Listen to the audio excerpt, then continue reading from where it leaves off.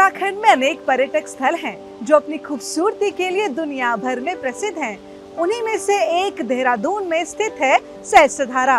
नमस्कार, स्वागत है आप सभी का आपके अपने पसंदीदा कार्यक्रम में, जिसका नाम है द कंचन नेकी शो, जिसका उद्देश्य है उत्तराखंड की कला, संस्कृति, साहित्य, शिक्षा, स्वास्थ्य, पर्यटन, इतिहास के साथ साथ प्रख्यात शख्सियतों को आप सभी से रूबरू कराने का।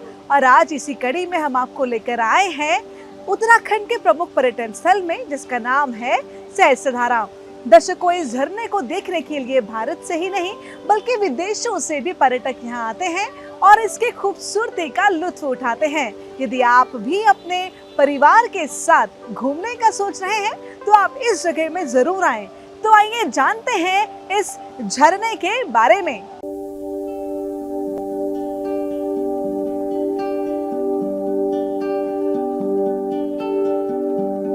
उत्तराखंड में अनेक पर्यटक स्थल हैं जो अपनी खूबसूरती के लिए दुनिया भर में प्रसिद्ध हैं। उन्हीं में से एक है देहरादून में स्थित सहस्त्रधारा जलप्रपात।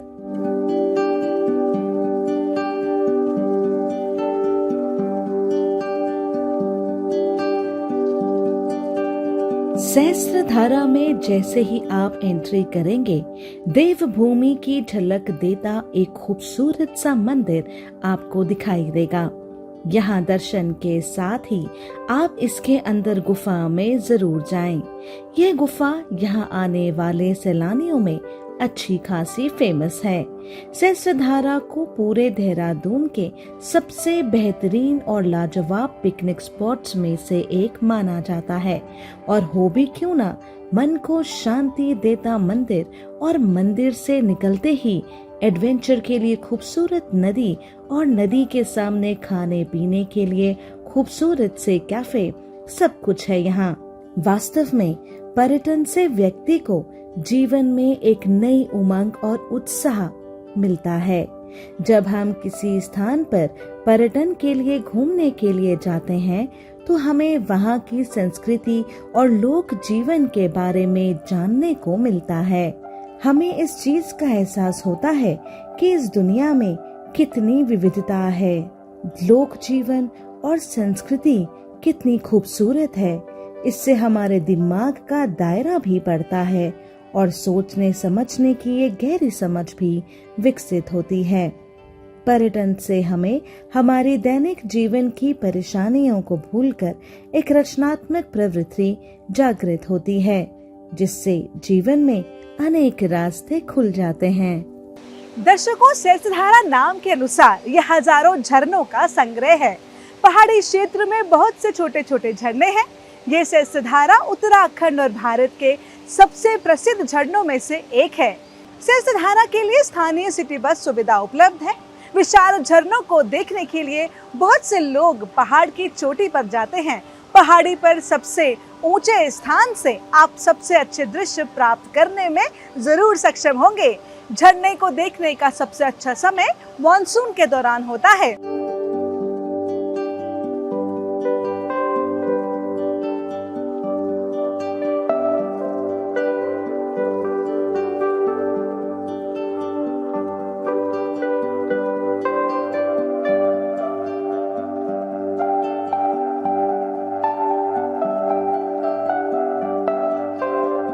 सहस्त्रधारा शक्तिशाली चिकित्सीय क्षमताओं के साथ एक प्राकृतिक सल्फर वाटर स्प्रिंग है, जो कि सबसे गंभीर त्वचा विकारों को भी ठीक कर सकती है। पूरे भारत के साथ साथ विदेशी भी त्वचा रोगों के इलाज के लिए यहाँ आते हैं। आप सल्फर वाले पानी का भी सेवन कर सकते हैं, जो कि कई तरह की गैस्ट्रोइंटेस्टाइनल बीमारियों को ठीक करने में मदद करता है।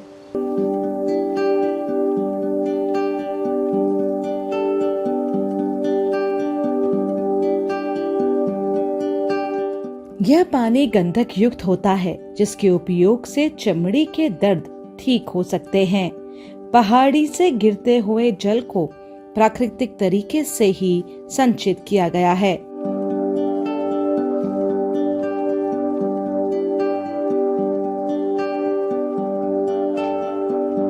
थोड़ी दूर पहाड़ी पर आगे चलने पर पहाड़ी के अंदर प्राकृतिक रूप से तराशी हुई कई छोटी छोटी गुफाएं हैं, जो बाहर से तो स्पष्ट रूप से दिखाई नहीं देती, किंतु इन गुफा में जब प्रवेश करते हैं तो उनकी छत अविरत रिमझिम हल्की बारिश की बौछारों की तरह टपकती रहती हैं। यहाँ स्थित धाराओं के अनेक समूहों को सहस्त्र धारा के नाम से जाना जाता है। गर्मियों में तपिश से बचने के लिए हर साल सैकड़ों की संख्या में लोग यहाँ आते हैं।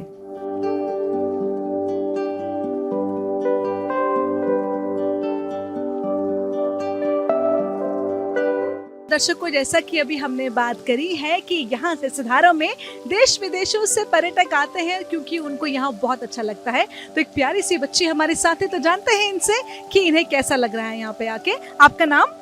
कीर्ति। कहाँ से आई हैं आप? मैं मुंबई से। तो मुंबई से यहाँ इतनी दूर आप आई हैं, तो यहाँ पे आके आपको कैसा लग रहा है? मुझे यहाँ पर बहुत अच्छा लग रहा है। यहाँ फर्स्ट टाइम आई हैं आप? फर्स्ट टाइम नहीं, सेकंड टाइम। तो यहाँ पे आपको क्या चीज सबसे अच्छी लगती है? यहाँ के पहाड़ और ब्यूटीफुल से झरने। दर्शकों, हमारे साथ एक और पर्यटक यहाँ जुड़ चुके हैं, तो उनसे जानना चाहेंगे कि उन्हें यहाँ आके कैसा लग रहा है। जी, आपका नाम? काजल। कहाँ से आई हैं आप? मुंबई से। ओके, आप भी मुंबई से हैं, तो कैसे लग रहा है आपको यहाँ आके? मुझे यहाँ आके बहुत अच्छा लगा। इधर का क्लाइमेट बहुत कूल है कंपेयर टू मुंबई। इधर ज़्यादा वेदर अच्छा है, कूल रहता है। और अभी इधर बारिश भी हुई है, उधर उस टाइम बारिश नहीं होती है मुंबई में। मुंबई का क्लाइमेट थोड़ा गर्म है और यहाँ ठंडा है और अच्छा लग रहा है यहाँ पे। माना जाता है जो लोग सबसे अधिक यात्राएं करते हैं वे सबसे अधिक ज्ञानी होते हैं। इसी कारण आज के कई लोग पर्यटनों के बारे में विस्तृत रूप से जानकारी रखते हैं। पर्यटन से ज्ञान की प्राप्ति होती है, इसमें कोई दो राय नहीं। ये उदाहरण आप हमारे पूर्वजों आदि मानव का ले सकते हैं, जिन्होंने अलग अलग स्थानों पर यात्रा करके अलग अलग स्थानों से कुछ न कुछ सीखकर अनेक आविष्कार किए। जब हम एक पर्यटन यात्रा करते हैं तो हमारे मन में और यात्राएं करने की जिज्ञासा बढ़ जाती है। हमें जीवन में यात्रा जरूर करना चाहिए। पर्यटन वास्तव में मन मोहित कर देता है।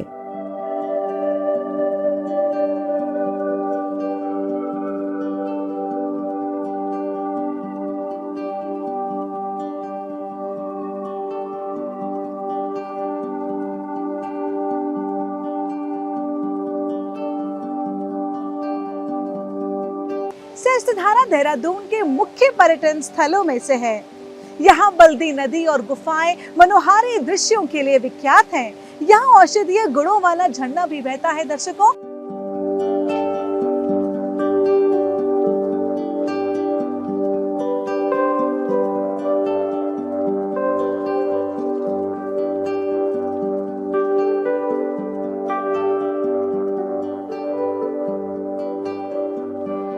और मान्यता है कि यहाँ स्नान करने से विभिन्न प्रकार के चर्म रोग दूर हो जाते हैं।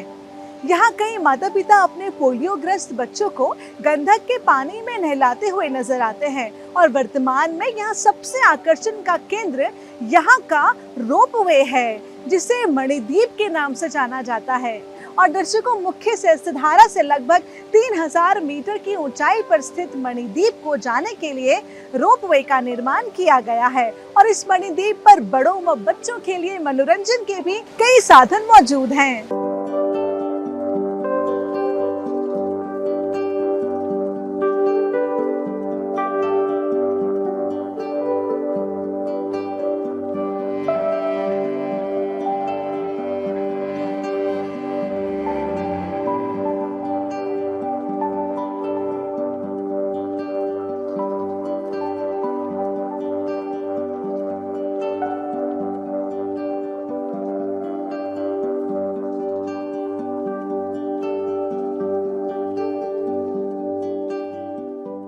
दर्शकों, जैसा कि हमने बताया कि ये अपने चिकित्सीय लाभों के अलावा अपने आश्चर्यजनक विस्तारों के लिए भी जाना जाता है।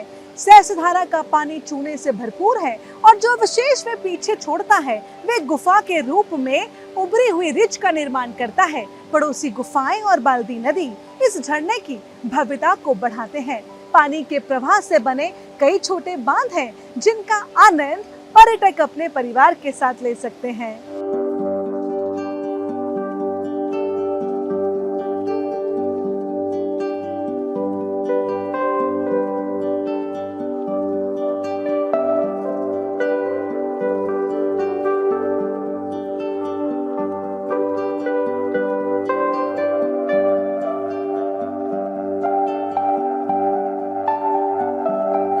दर्शकों, पहाड़ी पर यहाँ पे एक मंदिर भी है जहाँ द्रोण की गुफा के भीतर द्रोण के रूप में द्रोण भगवान शिव की पूजा करते हैं। इसे द्रोण की गुफा के रूप में जाना जाता है, जिसमें चट्टान से उकेरे कई लघु शिवलिंग हैं।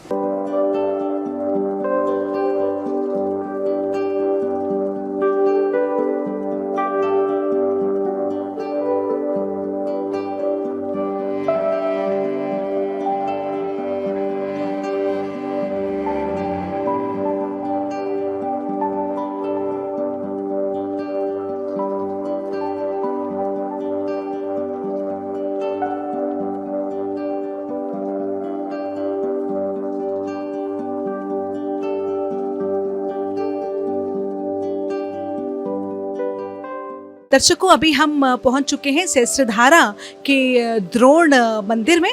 तो आइए जानते हैं यहाँ के पुजारी जी से इसका इतिहास क्या है और इसके बारे में थोड़ा जानकारी लेते हैं। नमस्कार पुजारी जी। पुजारी जी, आप कितने समय से यहाँ पे हैं और इसके बारे में हमारे दर्शकों को कुछ बताएं। हमें 8 साल यहाँ पे हो गए और इस मंदिर का जो नाम है, ये जगह जो है, ये द्रोणाचार्य जी की तपस्थली है। यहाँ पे द्रोणाचार्य जी ने तपस्या की थी और इसलिए इस गुफा का नाम द्रोण गुफा है। शिवलिंग, अंदर जो शिवलिंग है उसके ऊपर हजारों धाराएं गिरती हैं, इसलिए इस जगह को सहस्त्रधारा कहा जाता है। मंदिर को बने हुए तो 100 साल से भी ज़्यादा हो गए। पहले पीछे छोटा मंदिर था, धीरे धीरे विकसित हुआ तो आगे बढ़ाया गया। गुफा जो है महाभारत काल की है, पुरानी ऐतिहासिक। गंधक का पानी ऐसा है कि उसमें नहाने या पीने से पेट की बीमारी, गैस, कब्ज वगैरह से, चर्म रोग जिसे कहते हैं, वो सब ठीक हो जाता है। उसका वहाँ पे एक छोटा सा कुंड बना हुआ है, उसमें स्नान करने या पीने से या भर के ले जाओ तो रोज पिए आदमी तो उससे बीमारी दूर हो। सल्फर मिक्स है वो, और हालांकि आपको उसका सल्फर का पता चल जाएगा कि ये सल्फर मिक्स पानी कोई भी पी सकता है। उसमें कोई ये नहीं कि जिसको बीमारी है वही पिएगा, जिसको बीमारी है वही नहाएगा।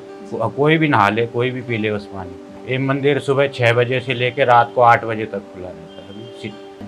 यहाँ तो सहस्त्रधारा यही है मेन मंदिर, और मेन सहस्त्रधारा यही जो धाराएं गिरती। ऊपर पहाड़ के अंदर अंदर से स्रोत निकलता है, ऐसे कोई ऊपर कोई तालाब नहीं है, कोई वो झील नहीं है, कोई ऐसा। से अंदर से निकलता है, पत्थरों के नीचे से पानी निकलता है, वही पानी इकट्ठा होकर नीचे आ रहा है। झरने और उसके आसपास के क्षेत्र में स्थित गुफाएं इस स्थान की सुंदरता में 4 चांद लगाती हैं।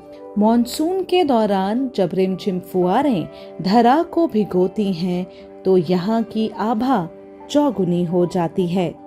कहा जाता है कि यह जल औषधीय तुल्य है, क्योंकि इस जल में गंधक विद्यमान है जो त्वचा एवं पेट संबंधी रोगों में कारगर है।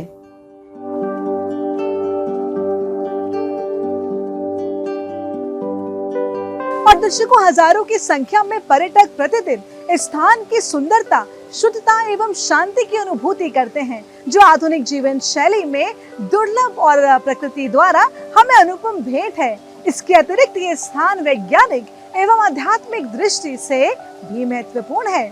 झरने के चारों ओर स्थित पहाड़ियां पौधों से आच्छादित हैं, जहां कई प्रकार के जीवों ने अपना बसेरा बनाया है। इन गुफाओं की छतों से टपकते जल प्रकृति के शब्द प्रतीत होते हैं और इन निर्जीव पहाड़ियों में भी जान फूंक देते हैं।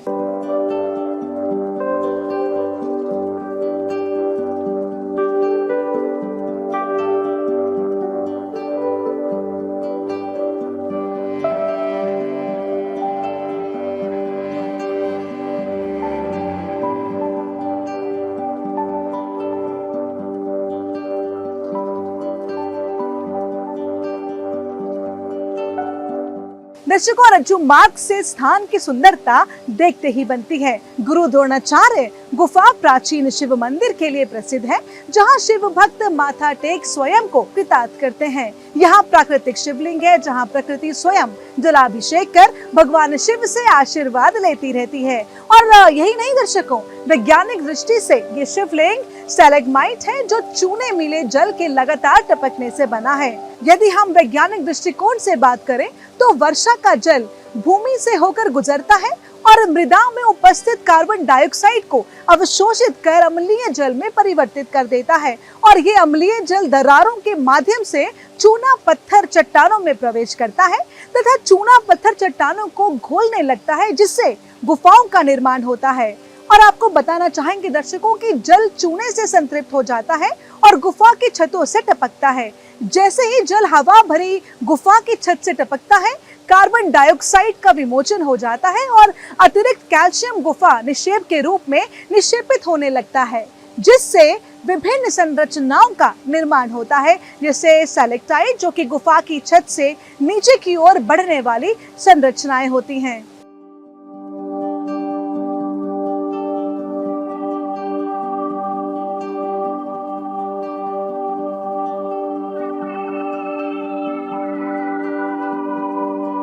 दर्शकों, धारा शैल चादर के समान चूने पत्थर की संरचनाएं होती हैं, जो गुफा की दीवारों एवं सतहों पर चूना संतृप्त जल के बहने के कारण बनती हैं। इस प्रकार कटाव, खुदाई एवं निक्षेपण जैसी कई भौतिक एवं रासायनिक क्रियाओं के बाद इन गुफाओं का निर्माण होता है, जो विभिन्न संरचनाओं से अलंकृत होते हैं।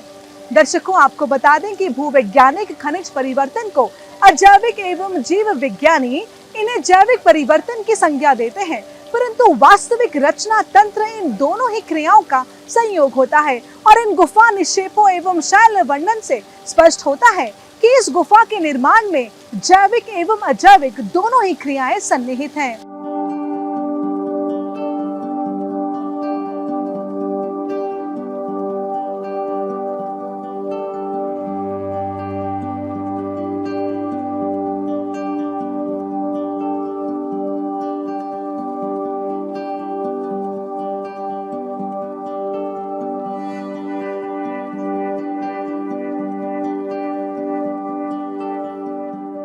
दर्शकों, आपको बता दें कि इस गुफा निक्षेप उत्कृष्ट अद्वितीय स्थलीय प्राकृतिक संपदा है। गुफा निक्षेपों का उद्भव एवं विकास पर्यावरणीय घटकों जैसे वर्षा, तापमान, आर्द्रता, वनस्पति प्रकार एवं आच्छादन, मृदा प्रकार इत्यादि कारकों पर निर्भर करता है तथा इन कारकों के साक्ष्य इन गुफा निक्षेपों में संरक्षित होते हैं। इस प्रकार गुफा निक्षेपों के अध्ययन से प्राचीन जलवायु, पर्यावरण, मॉनसून, ताप इत्यादि तथ्यों को जानने में सहायता मिलती है। यही नहीं दर्शकों, गुफा निक्षेप का उपयोग अब पूरा मॉनसून की जानकारी के लिए अरब सागर, ओमान, चीन एवं संसार के अन्य गुफाओं में सफलतापूर्वक किया जा चुका है। इससे हमें दक्षिण पश्चिम एवं पूर्वी एशिया में प्रतिवर्ष आने वाले मॉनसून चक्र की जानकारी भी प्राप्त होती है। दर्शकों, प्रतिवर्ष जून से सितंबर तक होने वाली वर्षा को भारतीय ग्रीष्म मॉनसून कहा जाता है और प्रतिवर्ष जून में मॉनसूनी वायु दक्षिण पश्चिम दिशा से भारतीय उपमहाद्वीप पहुंचती है। क्योंकि ये मॉनसूनी वायु हिंद महासागर से गुजरती है, इसलिए ये आर्द्र होती है एवं भारत व दक्षिण पूर्वी एशिया में भारी वर्षा करती है। दर्शकों, हिमालय की ऊंची श्रृंखलाएं एवं तिब्बत के पठार मॉनसूनी वायु को नियंत्रित करते हैं। दक्षिण पश्चिम से चलने वाली गर्म वायु हिमालय की चोटियों की वजह से पठार पर बनने वाले निम्न दबाव क्षेत्र पर नहीं पहुंच पाती एवं उत्तर भारत एवं अन्य स्थानों पर भारी वर्षा होने लगती है। मानसून की वर्षा से करोड़ों लोग प्रभावित होते हैं और भारत एक कृषि प्रधान देश है, जैसे कि हम सभी को पता है, और कृषि मानसून पर निर्भर करती है। कभी कभी जो मानसून बिगड़ जाता है तो सामाजिक एवं आर्थिक जीवन शत-विशत हो जाता है। दर्शकों, असमय सूखा, प्रचंड बाढ़, बादल फटने जैसी घटनाएं मानसून चक्र बिगड़ने के साक्ष्य हैं। यद्यपि भारतीय मानसून मुख्यतः हिंद महासागर, भारतीय उपमहाद्वीप एवं बंगाल की खाड़ी में होने वाले जलवायु परिवर्तन पर निर्भर करता है, परंतु वैश्विक जलवायु परिवर्तन जैसे वैश्विक परिवर्तन, विश्व तापीकरण जैसी घटनाएं भारतीय मानसून को प्रभावित करती हैं। क्योंकि सेसधारा मानसून प्रभावित क्षेत्र है, अतः यहाँ के गुफा निक्षेपों के अध्ययन से जलवायु परिवर्तन एवं मॉनसून चक्र को समझने में सहायता मिलती है, जिससे प्राचीन जलवायु एवं वर्तमान परिदृश्य में सामंजस्य स्थापित किया जा सकता है, जो भविष्य में जलवायु एवं मॉनसून परिवर्तन का अनुमान लगाने में कारगर होते हैं। इस प्रकार गुफा निक्षेप अतीत की कुंजी होंगे, जो कि निश्चय ही अमूल्य है। बंधी नियमित जिंदगी से होती है सबको घुटन, इससे मन बहलाव के हित जरूरी है पर्यटन। तेज गति के वाहनों से सुलभ अब आवागमन, घूमने जाने का इससे बढ़ा दिखता है चलन। शिक्षा ने भी बढ़ाया है परिभ्रमण का हौसला, इससे बढ़ता जा रहा है टूरिज्म का सिलसिला। देश और विदेश में कई अनोखे स्थान हैं, जहां जाने देखने का मन में आता ध्यान है। ऐसे स्थल धार्मिक हैं, प्राकृतिक या कलात्मक, और कई हैं ऐतिहासिक, औद्योगिक या सूचनात्मक। पर्यटन सुविधाओं की भी है यहाँ साधन कई, और होती जा रही है आए दिन सुविधाएं नई। स्थानीय लोगों को मिल जाते सहज रोजगार भी, इससे नए नए केंद्रों को है रच रही सरकार भी। अलौकिक सुख शांति भी बिखरी है यहाँ परिवेश में, खोजे गए हैं स्थल ऐसे हमारे राज्य देश और विदेश में। नदी निर्झर झील वन मोहक प्रकृति शोभा सुखद, अलौकिक सुख शांति है बिखरी जहाँ आनंद प्रद। घोलती मधुरस जहाँ पर मन में नृत्य प्राकृत छटा, बातें करती मौन सबसे प्रकृति हिलमिल सर्वदा। पर्वतों में हिमालय सतपुड़ा विंध्य अरावली, शत्रुओं के मन में जिनको देख मचती खलबली। नदियां अगणित पतित पावन गंगा यमुना नर्मदा, समुद्री तट झील डल जिनसे न मन होता विदा। दर्शनीय स्थलों से मिलता ज्ञान अनुभव जागरण, बहुत सी नई जानकारी और खुश होता है हम सभी का मन। इसी उम्मीद के साथ कि आपको हमारा ये एपिसोड भी हर एपिसोड की तरह पसंद आया होगा, चलते चलते कुछ चंद पंक्तियां साझा करना चाहूंगी कि मुश्किल होगा सफर, लेकिन यदि भरोसा है खुद पर तो आगे बढ़ते चलो। तुम अपना कोई नया रंग बना सको तो रंगीन जिंदगी के साथ आगे बढ़ते चलो। आगे जिंदगी के कुछ मीठे लम्हे बुन सको तो बुनो और आगे बढ़ते चलो। छोटी छोटी खुशियों में जिंदगी ढूंढ सको तो ढूंढो और जिंदगी में खुशी के साथ आगे बढ़ते चलो। तो दर्शकों, इन्हीं पंक्तियों के साथ और इस उम्मीद के साथ कि द कंचन नेगी शो की टीम फिर हाजिर होगी अगले शनिवार रात 9 बजे सिर्फ दूरदर्शन उत्तराखंड पर। आप फिलहाल हमारी टीम को और मुझे यानी डॉक्टर कंचन नेगी को दीजिए इजाजत। नमस्कार।